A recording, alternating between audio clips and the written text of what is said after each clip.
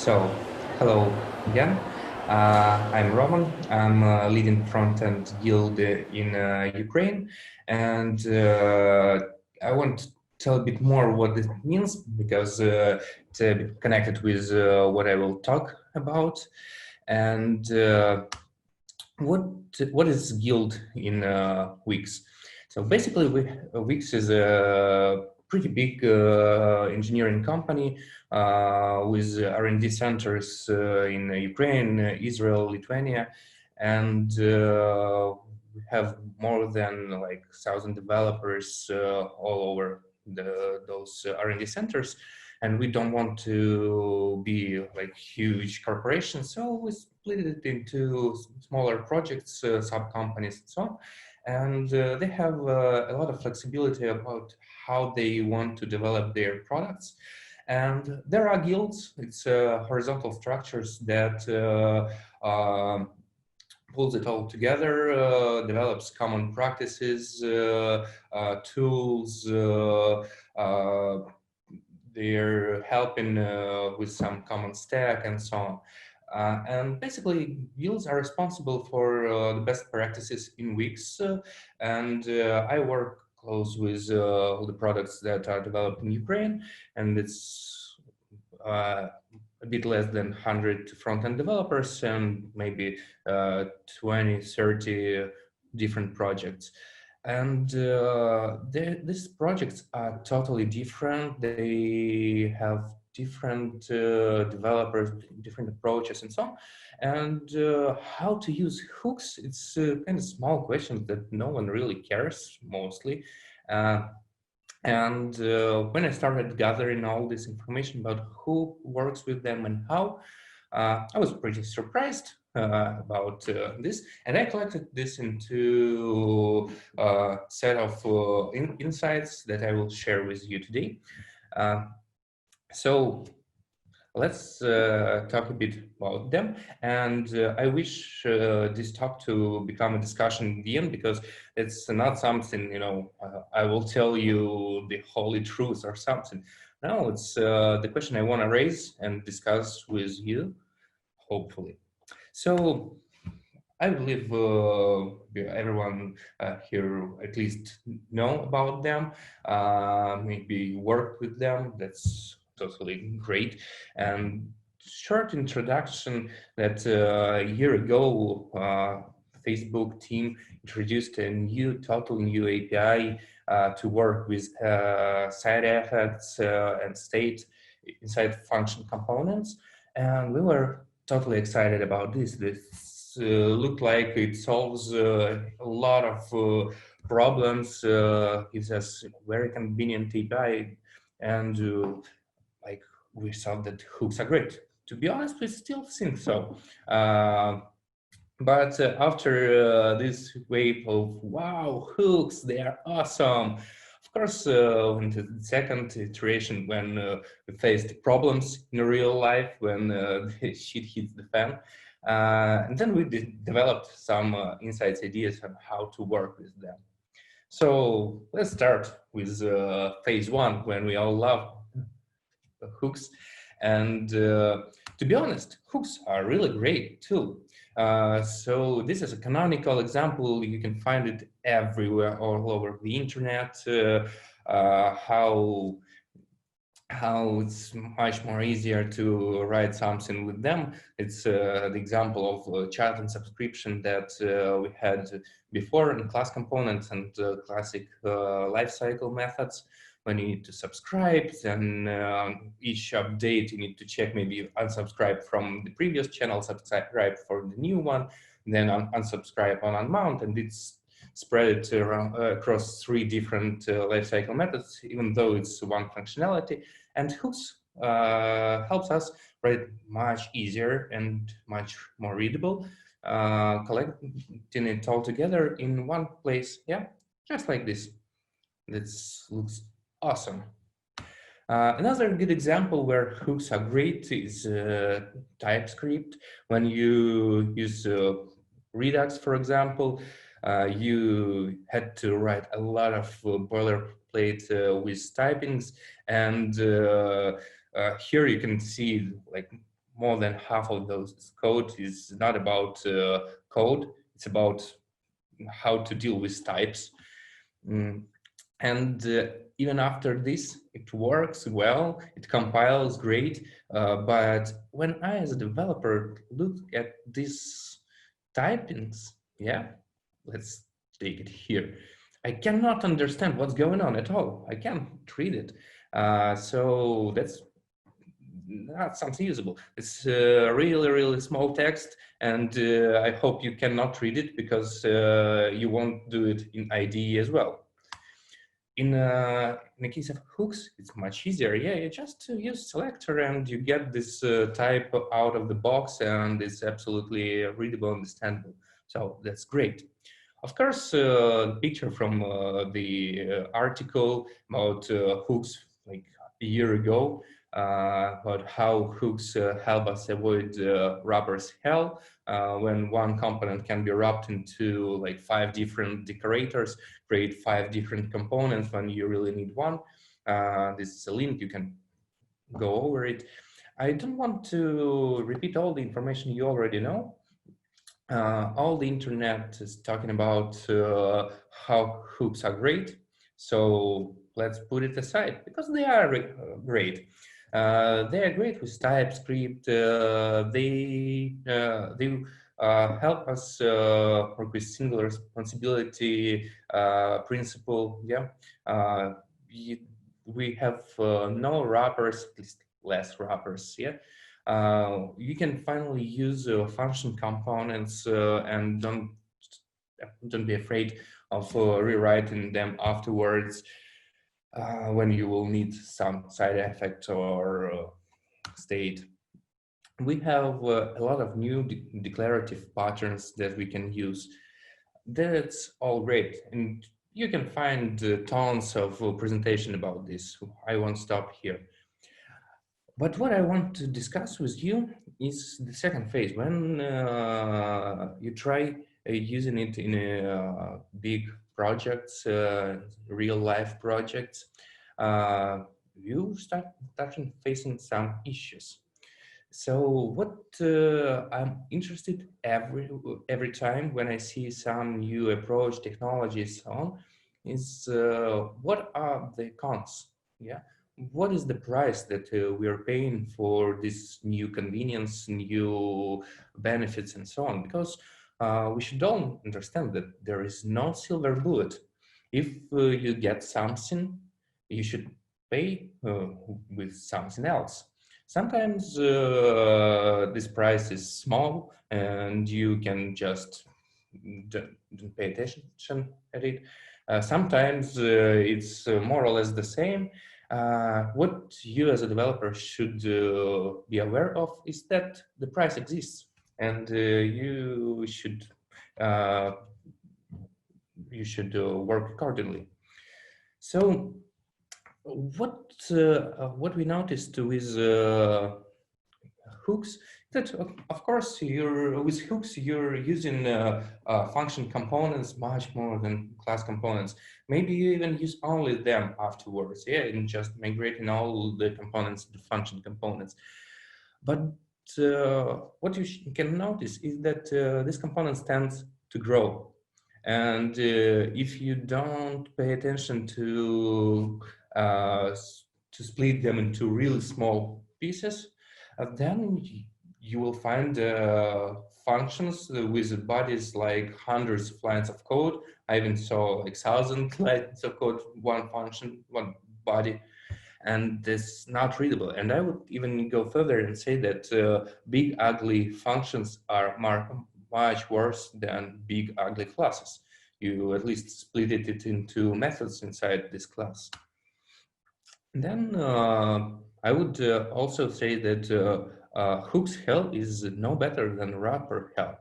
Of course, it's it's O of n times faster. Yeah, you don't have this extra wrappers, you don't have extra components. But in terms of readability and debug, when you have 10 hooks, it's no better than 5 wrappers. Okay, then function components are considered like functional programming, but to be honest, function components are not really functions. Yeah, they're much more close to classes than to functions. They have some state inside that is managed by React. They behave like a class instance. They just look like functions. That's it. Um, Hooks are not fail-safe. There's a lot that can go wrong, and the only way to protect yourself is to use linters. Yeah, the easiest explanation is that you need to use them on the top of your function body. You cannot use them with iterators, if conditions, and so on. And the only way to protect them is to think about it or use linters. Uh, and like testing is not that easy.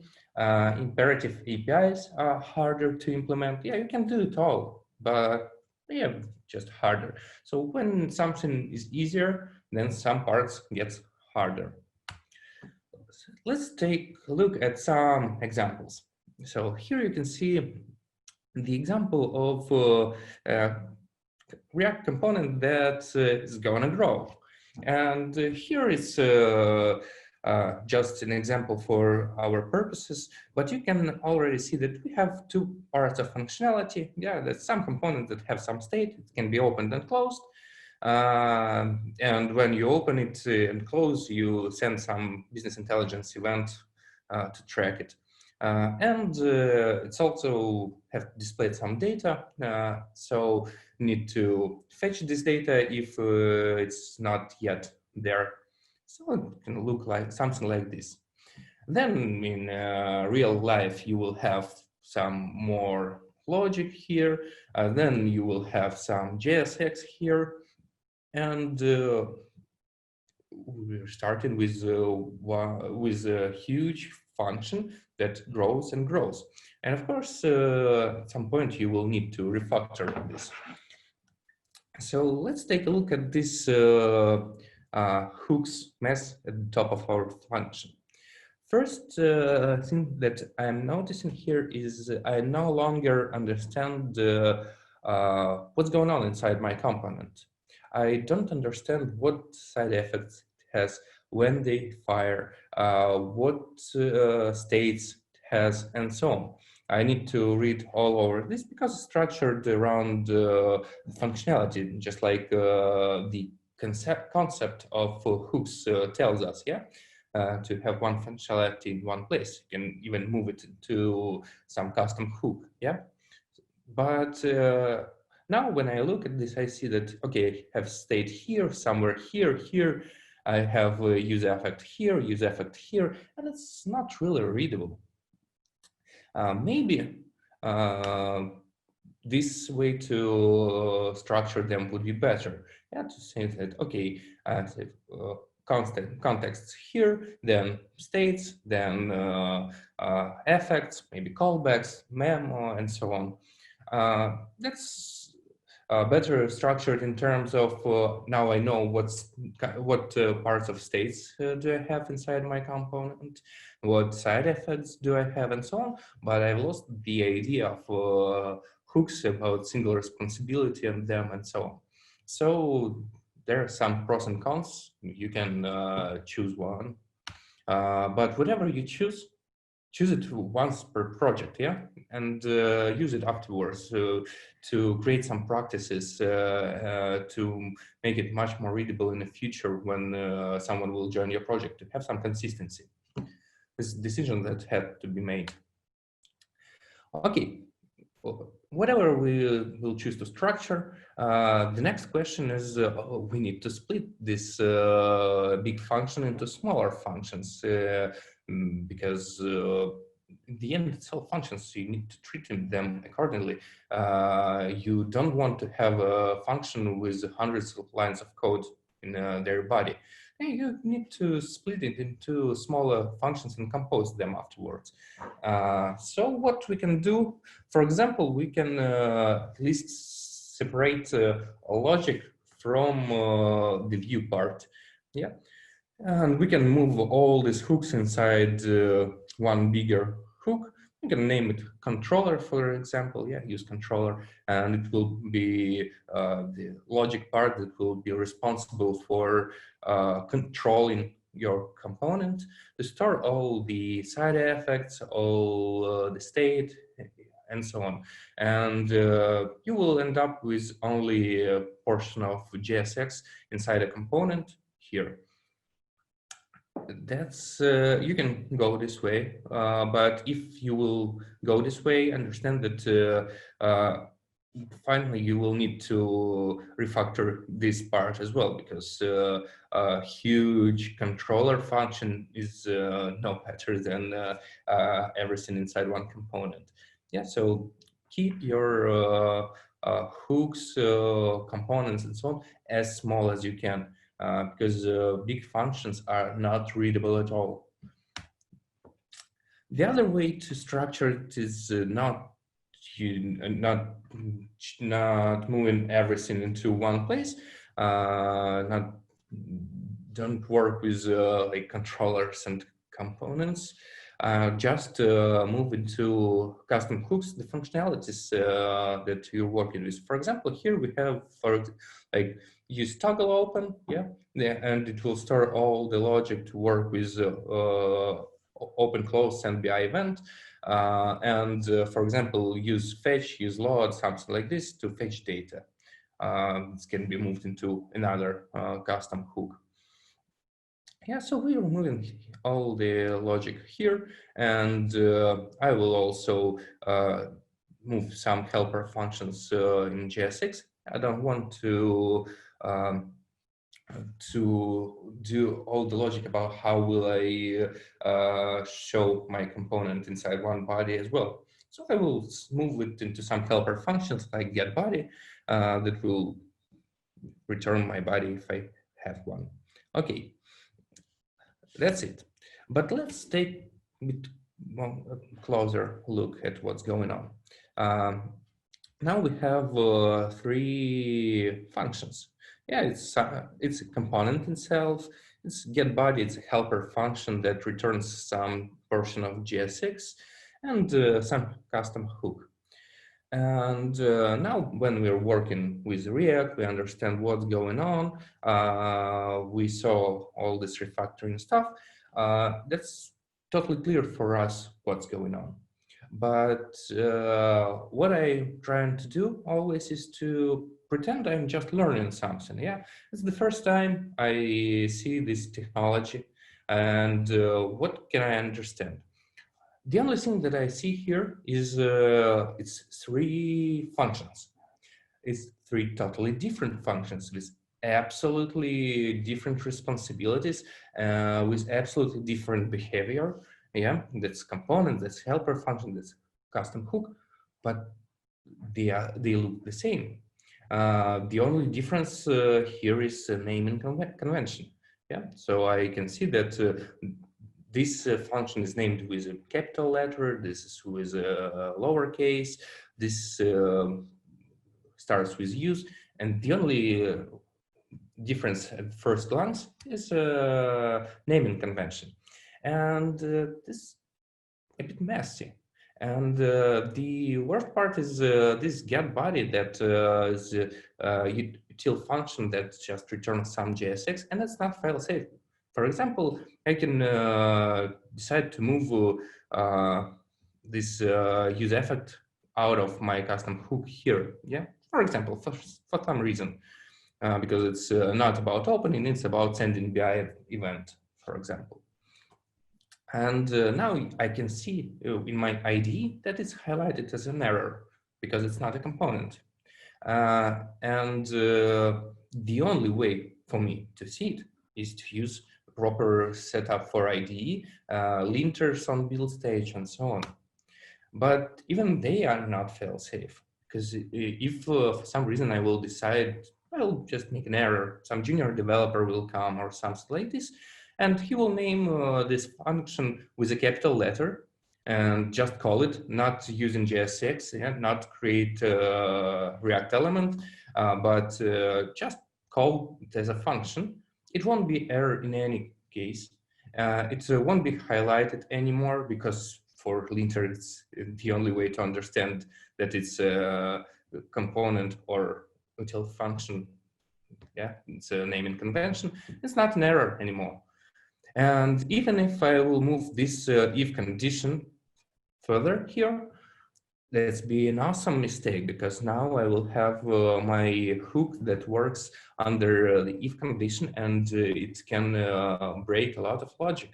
If it will be, for example, state hook or something like this, that we can break our React logic, and this will be some bug that will be hard to trace.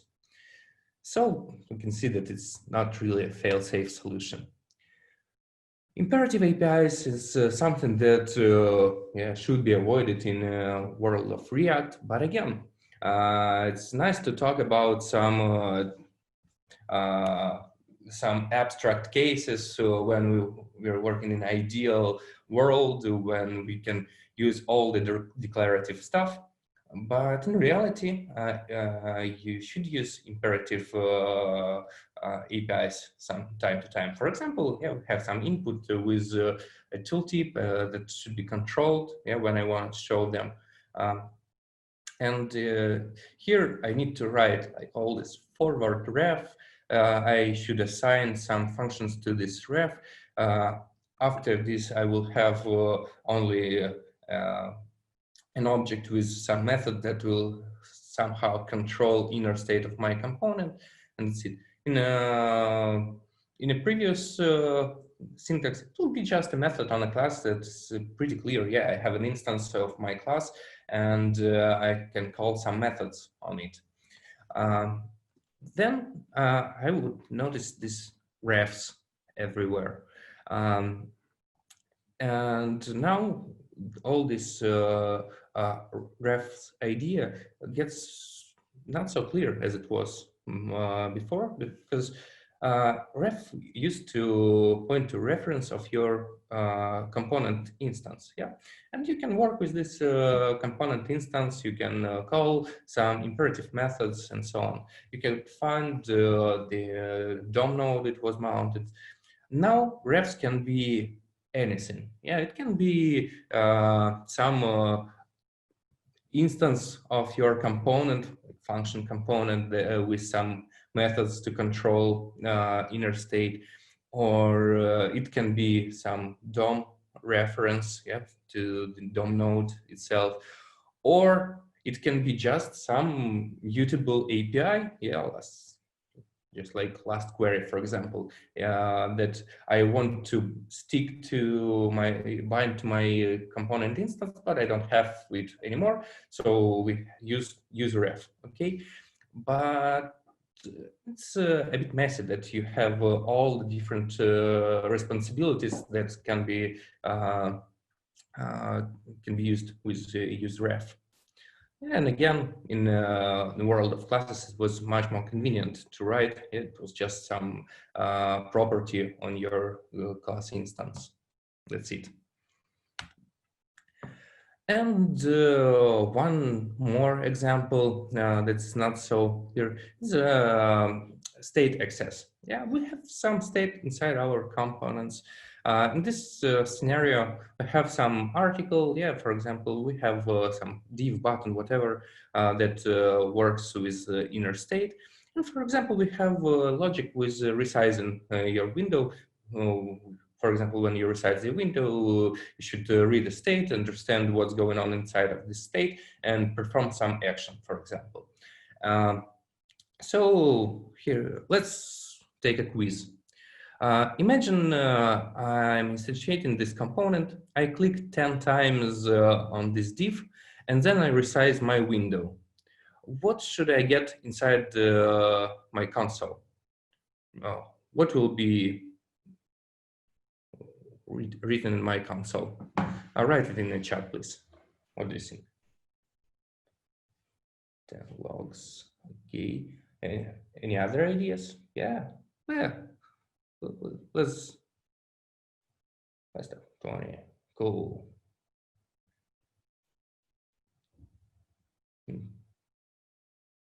Mm-hmm. Mm-hmm. Mm-hmm. Mm-hmm. One. Mm-hmm. Nothing. Mm-hmm. Nice. Yeah. So, and you need to remove listener. Yeah, nice. Nice, nice. Okay. Yeah, you're totally right that you need to remove listener here. That's great. Uh, so at least we have a lot of different opinions. I used to have one. Uh, what's going on here? Yeah, what I will get here is 0. Yeah, my initial state. I won't get like 10 different console logs, 20 different console logs because I have dependencies ID, yeah, and if ID is not changed, then use effect won't be fired more than once here. But the other part of the problem here is that state that is stored inside this handle resize. I don't have an access to current state of my component. Yeah, I have only state in closure of my handle resize callback. And once I've added it as a event listener, uh, that's it. That's a function with my old 0 state in a closure. And I can click it 10 times, but when I will resize my window, this callback will be fired, and it will be fired with the state initial state. So if I want to avoid these mistakes, it should be something like this.